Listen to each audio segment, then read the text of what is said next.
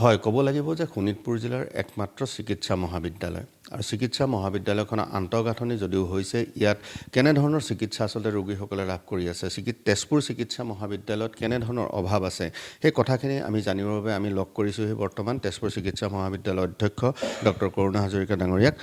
প্ৰথমে জানিব বিচাৰিছোঁ, তেজপুৰ চিকিৎসা মহাবিদ্যালয়ত বহুদিনৰ এটা অভিযোগ নহয় আচলতে, ছিনিয়ৰ যিসকল ডাক্তৰ বা জ্যেষ্ঠ চিকিৎসক সংখ্যা কম আছিল, তাকৰ আছিল, এতিয়া কেনেকুৱা? এইটো আপুনি ঠিকেই কৈছে। আপোনাৰ প্ৰশ্নতে এইটো ওলাই পৰিছে যে আছিলে, সেইটো বহুত পুৰণি কথা। কাৰণ আমাৰ তেজপুৰ চিকিৎসা মহাবিদ্যালয় এতিয়া 13 বছৰ অতিক্ৰম কৰিলে। 2013 চনতে আৰম্ভ হৈছিলে, ইনগুৰেশ্যন হ'ল। তাৰপিছত আমাৰ বিভিন্ন ষ্টেজত কলেজখন নতুন কলেজ হিচাপে ডেভেলপমেণ্ট হৈ গৈ আছিলে। হৈ লাহে লাহে আজি পোষ্ট গ্ৰেজুৱেট ইনষ্টিটিউট হ'ল। এই পোষ্ট গ্ৰেজুৱেট ইনষ্টিটিউট হ'বৰ কাৰণে যিখিনি ইনফ্ৰাষ্ট্ৰাকচাৰ লাগে সেইখিনি চৰকাৰৰ ফালৰ পৰা ঠিকেই দিয়া হৈছে। আৰু মাজে মাজে হয়তো কোনোবা সময়ত ছিনিয়ৰ ফেকাল্টিৰ অভাৱ হয়, তেওঁলোক যিহেতুকে গোটেই বস্তুটো ট্ৰেন্সফাৰ পষ্টিঙৰ ওপৰত ডিপেণ্ড কৰে।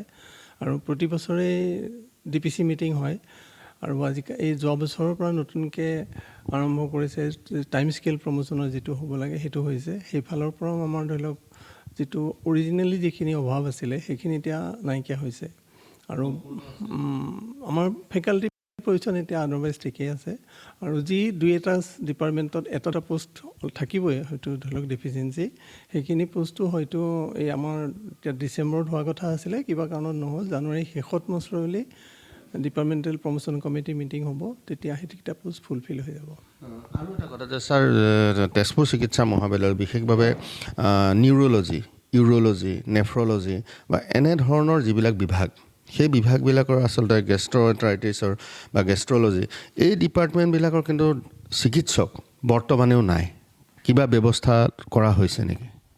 হয়, এইটো আপোনালোকে চাগে এইটো পেপাৰত দেখিছেই। আজি অলপ দিন আগতে আমাৰ মাননীয় মুখ্যমন্ত্ৰী ডাঙৰীয়াই তেজপুৰ চিকিৎসা মহাবিদ্যালয়কে আৰম্ভ কৰি অন্যান্য কেইবাটাও বস্তু শিলান্যাস কৰিলে। তেজপুৰ চিকিৎসা মহাবিদ্যালয়ত এখন ছুপাৰ স্পেচিয়েলিটি হস্পিটেলৰ শিলান্যাস কৰিলে। তেওঁ এইটো ভিডিঅ' যোগেদি হৈছিলে। আৰু সেই শিলান্যাসত যিখন হস্পিটেল হ'ব 250 বেডেড হস্পিটেল আৰু G+6 ষ্টৰী বিল্ডিং হ'ব। তাত আমাৰ বহুকেইটা ছুপাৰ স্পেচিয়েলিটি ডিপাৰ্টমেণ্ট সংযোগ হ'ব। এই ধৰণে জাইকা প্ৰজেক্টৰ আণ্ডাৰত এই গোটেই হস্পিটেলখন হ'ব। আৰু এই হস্পিটেলখন হৈ গ'লে নিশ্চয় আমাৰ যিখিনি অভাৱ অভিযোগ আছিলে, যেনে ধৰক আপুনি কোৱাৰ দৰে নিউৰ'চাৰ্জাৰী, কাৰ্ডিঅ'লজি, তাৰপিছত নেফ্ৰ'লজি, গেষ্ট্ৰ'এণ্টাৰলজি আদি ডিপাৰ্টমেণ্টবিলাক আৰম্ভ হ'ব। আৰু তাত নিশ্চয় আমি যি ধৰণৰ সুবিধা আগবঢ়াব পাৰিম ৰোগীসকলৰ কাৰণে, নিশ্চয় আমি 2 বছৰৰ ভিতৰত এইখন হস্পিটেল হ'ব বুলি কৈছে। আৰু সেই ক্ষেত্ৰত আমি যথোপযুক্ত পদক্ষেপ ল'ব পাৰিম আৰু ৰোগীসকলেও সমানে ইয়াৰ সুবিধাখিনি গ্ৰহণ কৰিব পাৰিব।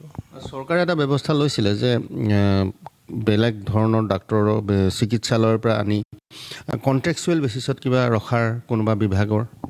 হয়, সেই হিচাপে আমি 2জন ডক্তৰ, এজন নিউৰ'চাৰ্জাৰী, তেওঁক কণ্ট্ৰেকচুৱেল এপইণ্টমেণ্ট হিচাপে দিছিলোঁ। তেওঁ আহি থাকে।